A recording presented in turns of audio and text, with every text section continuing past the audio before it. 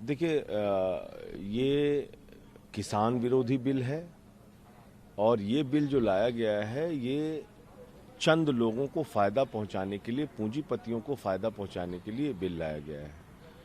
और आम आदमी पार्टी ने लोकसभा में भी इसका विरोध किया, हमारे सांसद भगवंत मान जी ने। हम लोग राज्यसभा में भी इसका जमकर विरोध करेंगे।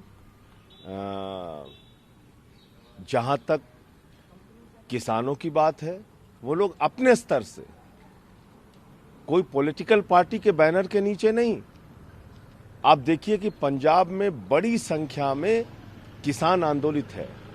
दिल्ली की सड़कों पे किसान ने आके आंदोलन किया। दूसरे राज्यों में आंदोलन हो रहा है, उत्तर प्रदेश और दूसरे राज्यों में।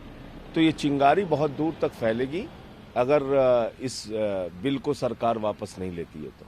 सर, शिरोमणि अकाली दल जो अलायंस थी, बादल साहब ने कहा है कि वो लगातार इस मुद्दे को उठाते रहेंगे। प्रधानमंत्री ने कल कहा भी कुछ लोग इसमें भ्रम फैला रहे हैं। इसका जवाब देते हुए उन्होंने कहा कि एक ट्वीट करना, ये बातें करना पर्याप्त नहीं है इस पूरे बिल को समझाने। अरे भाई, एक चीज आप बताइए मुझे कि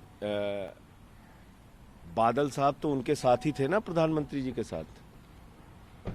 तो अपने ही एनडीए गुट को जो पार्टी नहीं समझा पा रही है, वो कह रही है कि विपक्षी दल इसको नहीं समझना है।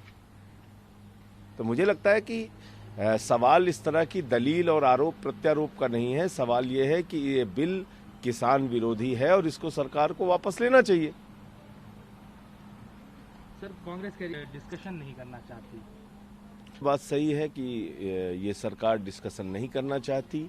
और आप देखिए कि किसी भी मुद्दे पर सिर्फ इनका एक ही मकसद होता है, किसी तरह से सब लोग इनके बिलों पर मोहर लगाते जाएं, ये बिल पास करते जाएं। अध्यादेश के जरिए ये तमाम बिल लेके आते हैं। भाई, जब प्रॉपर सदन चलता रहता है तब भी ये अध्यादेश के जरिए अपनी मनमानी करते रहते हैं। अध्यादेश एक विशेष परिस्थिति में लाया जाता है, लेकिन आप देखिए कि ये सरकार अध्यादेशों की सरकार हो गई है। सदन नहीं चलाते हैं, अध्यादेश ले। अब मजबूरी में, चूंकि 6 महीने में एक बार सदन बुलाना जरूरी होता है, तो उस मजबूरी के तहत ये सदन बुलाया गया, हम सारे लोग जानते हैं। सर, लद्दाख की बात करें तो लगातार जो बातचीत हो रही थी इंडिया और चाइना के कमांडर लेवल की, उसको 2-3 दिनों के लिए रोक दिया गया है। कल high power China study group की भी बैठक हुई जिसमें अजीत डोभाल खुद मौजूद थे। देखिए, रक्षा मंत्री जी ने काफ़ी विस्तार से देश के सदन में भारत चीन सीमा विवाद की स्थितियों पर अपना बयान दिया है। और हम सब लोगों ने कहा है कि इस मसले पे हम देश के साथ हैं, जवानों के साथ हैं, और सरकार को चीन की धोखेबाजियों से सावधान रहना चाहिए। चीन एक धोखेबाज देश है जिसने कहा कुछ, किया कुछ, कहा कुछ, किया कुछ, और ये एक बार नहीं, ये इनका वर्षों का इतिहास है। तो उनको झूला झुलाने के बजाय अब उनके लिए आप सावधान रहिए, सतर्क रहिए, और अपना मुंहतोड़ जवाब देना कैसे है उनको, इसकी तैयारी रखिए। सर, राजस्थान से एक मामला सामने निकल, गैंग रेप किया गया। इस मामले में 3 से 4 लोगों की गिरफ्तारी भी हुई है, इस पर क्या कहना? देखिए, महिलाओं के खिलाफ अपराध पूरे देश में बहुत तेजी के साथ बढ़ रहा है। ये हम सब के लिए चिंता का विषय है। पार्लियामेंट में कई बार इस पर डिस्कशन भी हुआ, कानून भी सख्त बन गया।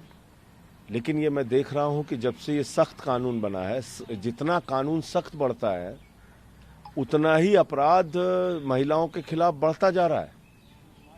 इसका मतलब इन कानूनों का कोई जमीन पर असर नहीं हो रहा है। जब तक आप फास्ट ट्रैक कोर्ट बनाकर ऐसे अपराधियों को जल्दी सजा देने का प्रावधान नहीं बनाएंगे, तब तक ये खुली छूट पाते हुए और अपराध में इनका जो मनोबल बढ़ रहा है, उसके तहत ये इस तरह के अपराध करते रहेंगे। और अब तो 2 चीजें होती हैं।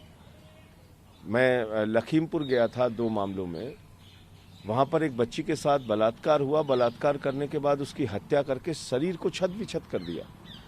ऐसा ही मामला उत्तर प्रदेश के जौनपुर में हुआ, ऐसा ही दूसरी जगहों पे। अब बलात्कार के बाद हत्या कर देते हैं अपराधी, नृशंस हत्या।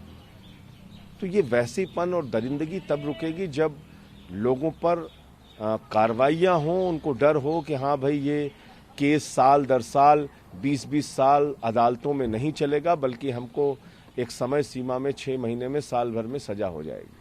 सर यूपी पुलिस की तरफ से आपको नोटिस आया कल, क्या आप नोटिस? हाँ, कल मैं लखनऊ जा रहा हूँ और मैं अपनी गिरफ्तारी दूंगा, क्योंकि उन्होंने देशद्रोह का मुकदमा लगाया है। तो मैं योगी जी से पूछना चाहता हूँ कि क्या ब्राह्मणों की हत्या का मुद्दा उठाना, दलितों की हत्या का मुद्दा उठाना, पिछड़ों की हत्या का मुद्दा उठाना देशद्रोह है क्या?